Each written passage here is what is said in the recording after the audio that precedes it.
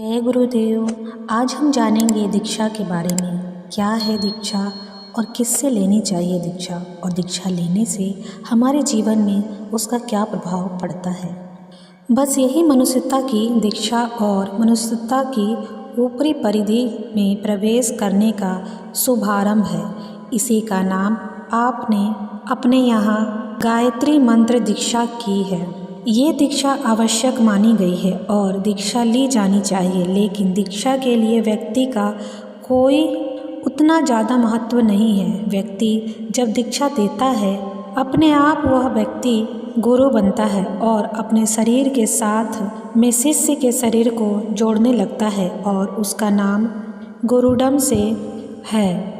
गुरुडम का कोई मूल्य नहीं है, गुरुडम से नुकसान भी है। यदि व्यक्ति समर्थ नहीं है, शुद्ध और पवित्र नहीं है और निर्लोभ नहीं है और उसकी आत्मा उतनी ऊंची उठी हुई नहीं है, घटिया आदमी है, तब उसके साथ में संबंध मिला लिया जाए तो वह शिष्य भी उसी तरह का घटिया होता हुआ चला जाएगा। गुरु का उत्तरदायित्व उठाना, सम्मान, यह सामान्य काम नहीं है। गुरु दूसरा भगवान का स्वरूप है और भगवान के प्रतीक रूप में सबसे श्रेष्ठ जो मनुष्य है, व्यक्तिगत रूप से सिर्फ उन्हें ही दीक्षा देनी चाहिए।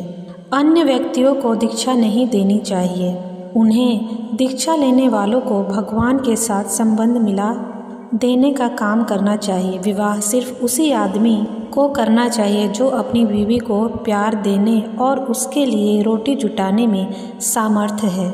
विवाह संस्कार तो कोई भी करा सकता है, पंडित भी करा सकता है। दक्षिणा दे करके विवाह करा ले, बात खत्म। लेकिन पंडित जी कहते हैं कि इस लड़के से जो MA पास है और जो PhD है, मैं विवाह करूँगा, लेकिन उसके लिए अपने पास जवानी भी होनी चाहिए, पैसे भी होने चाहिए, लेकिन अनेक बातें होनी चाहिए। अगर ये सब ना हो तो कोई लड़की कैसे विवाह करने को तैयार हो जाएगी। दीक्षा को एक तरह का आध्यात्मिक विवाह ही कहते हैं। आध्यात्मिक विवाह करना हर आदमी के बस की बात नहीं है। बीवी का पालन करना, बच्चे पैदा करना और बीवी की रखवाली करना हर एक का काम है। क्या नहीं, हर एक का काम नहीं है।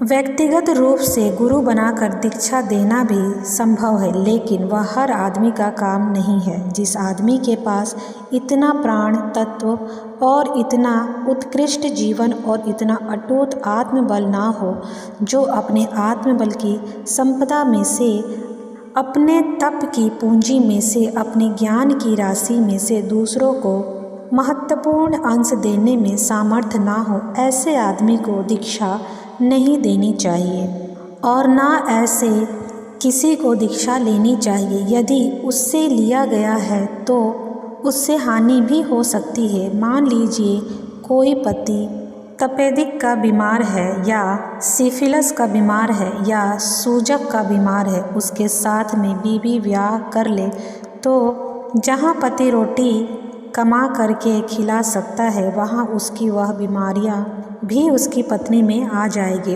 और उसका जीवन चौपट हो जाएगा।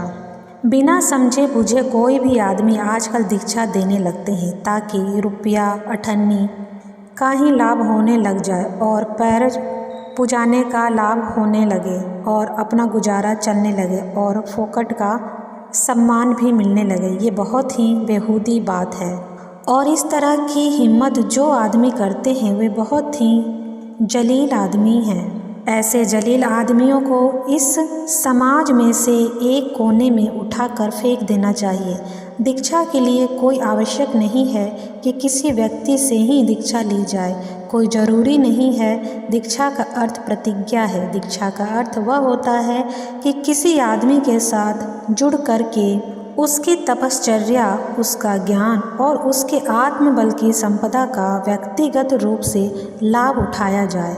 ये भी एक तरीका है, लेकिन मैं देखता हूँ कि आज के ऐसे आदमी दुनिया में लगभग नहीं हैं।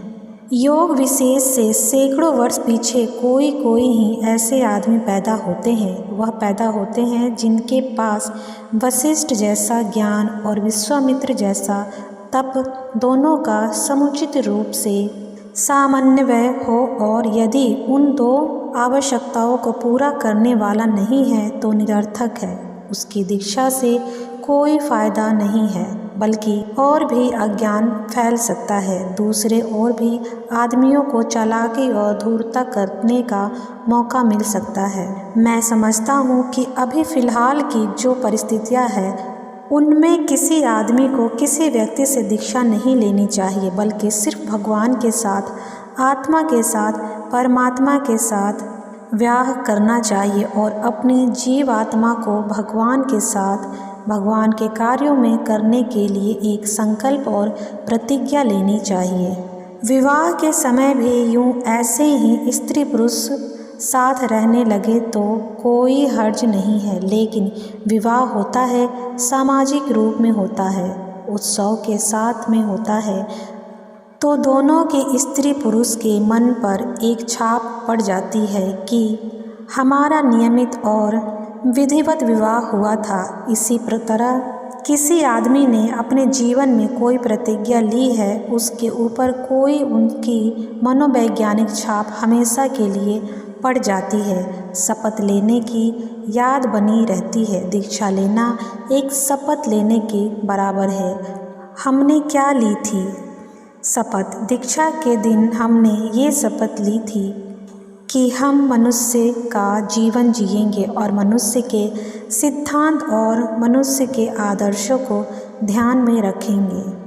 मनुष्य को दीक्षा बहुत सोच समझ के लेना चाहिए अपने जीवन में, जिससे उसका जीवन में उद्धार हो। कहते हैं ना कि पानी पियो छान के और गुरु बनाओ जान के, जिससे आपका जीवन मंगलमय और सार्थक बन सके।